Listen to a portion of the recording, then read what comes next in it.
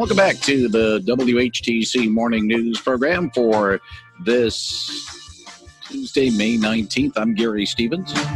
First of all, thanks to Chris Allen and Peg McNichol taking care of the show yesterday while I took an extra day off. Tuesday mornings, we have a chance to chat with Congressman Fred Upton, who represents Allegan County, on the steps and inside Capitol Hill. He joins us via Zoom connection from his base of operations in St. Joseph. Fred, good morning, and welcome back to WHTC Morning News. Well, pretty wet morning this morning, huh? Hold on. Do I have you up here? Let's try it again, as they say. Oh, I see what I got a problem here. I had the wrong button up. I apologize, Fred. Listeners could hear it. Our Zoom connection could hear it. I couldn't. Now we're good. Sounds like a loose connection here, which unfortunately you and other Congress members had to do on Friday. A little bit of a loose connection on the latest stimulus package. It did clear the House, but I have a funny feeling this is going to be done on arrival in the Senate. If not, at the White House, if it even clears the Senate. Exercise of futility, I think, more than anything else, Fred, or what? Well, it sort of was. I mean, we said from the beginning, if you look at the last couple of proposals that came through, things that we obviously needed to do, President was strongly in support of it. He said his Secretary of Treasury up to Capitol Hill negotiated a good number of things. And at the end of the day, the proof in the pudding was almost 400 votes for virtually every single one of those bills. When the Speaker Pelosi chose to take a different tack. It was only Democrats and no outreach to the Republicans, not even a phone call, according to Kevin McCarthy, our leader, in terms of what do we need to do. And she put it together. A number of Democrats voted no. One Republican voted yes. That's hardly bipartisan in terms of getting things done. So at the end of the day, it passed narrowly. And as we know, Mitch McConnell said it was dead on arrival. It's not even going to get a hearing, I don't think. They're back in session this week, the Senate. They're going to be doing nominations. We go back into session next week. We'll have to wait to see what the Senate does. Ultimately, yes, I think we're going to get a package that's bipartisan, certainly one that the president can support. He actually put a veto signal out on last week. So even if it did pass the Senate, there's no way one could get 2/3 vote to override a veto in the House or the Senate. So you're right, dead on arrival. Let's pitch in. Let's see what we can do working together, whether it's helping states with the loss of revenues and extra COVID expenses. We'll see how the PPP program goes. But I'll tell you, one of the things that I'm hearing a lot from small businesses these days, remember when that thing started, the President signed it in March. It allowed small businesses to apply for PPP, Paycheck Protection monies. And at the end of 60 days, a small business could convert that to a grant, assuming that they could actually verify that the monies went to pay for employee expenses, to keep things open when things got ready. Well, as we know, all states now, they're beginning to open up a little bit. Good news in Michigan with the UP, good news in Michigan with the automobile. Ford factory lines are open again. President's going to be here later in the week. But there's still some pretty severe governor's orders preventing, things from really opening up. And those small businesses, whether it be a restaurant or anything else, 2 months later, we're almost at 2 months later, they don't have the customer base to verify that they have to have 100% of their employees back again. And so there's a real fear that that loan won't be converted to a grant.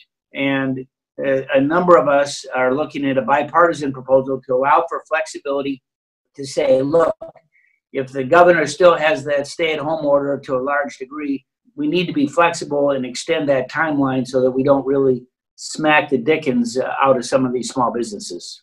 It seems to me like the package that cleared the House last week was sort of a Trojan horse. Yes, it had some of the things for COVID-19, which is everybody will agree needs it, but it had other things inside that, especially your colleague Bill Heisinger pointed it out, some of the things that was just a Democratic wish list that didn't get through, which means, still back to the drawing board to a certain extent, and you and the problem solvers are involved with that. Well, that's right. Yeah, it did include more than just the kitchen sink. I mean, it was everything they could think of, which was why when you tallied up the fiscal score, it was more than $3 trillion.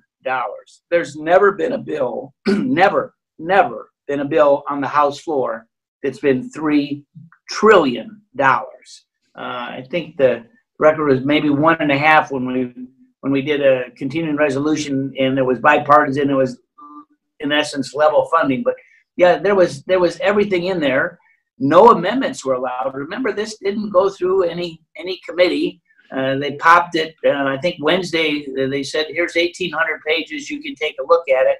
It was pretty easy to find things that you were against, but the scorecard at $3 billion without a single hearing, without a single amendment, wasn't going to fly. Everybody knew what the outcome was before we traveled back to Washington to cast those votes. Now, as I mentioned, the problem solvers are getting involved again. Of course, you're a member of the problem solvers. And talk about the State and Municipal Assistance for Recovery and Transition Fund. And some say Michigan's going to need to tap into that if they're going to try to balance its budget. Tell us about this fund proposal, whether or not it would be good for Michigan, and whether or not this is something that possibly could clear Congress and get to the president's desk. Well, I think that it can. We've had a lot of discussion. So, we're a state, of course, that does require a balanced budget amendment. It's hard to raise taxes. The governor's had some major announcements in terms of layoffs and folks getting unemployment this last week. We're nearly at the end of the fiscal year. And we've got a number of states with a tremendous loss of revenue. I mean, every state had some type of shutdown. So you've got a real loss of revenue, sales taxes, that type of thing. So the Problem Solvers Caucus has been talking really for the last couple weeks in a bipartisan basis. Remember, we are a bipartisan caucus, but we reached out to the Senate side as well.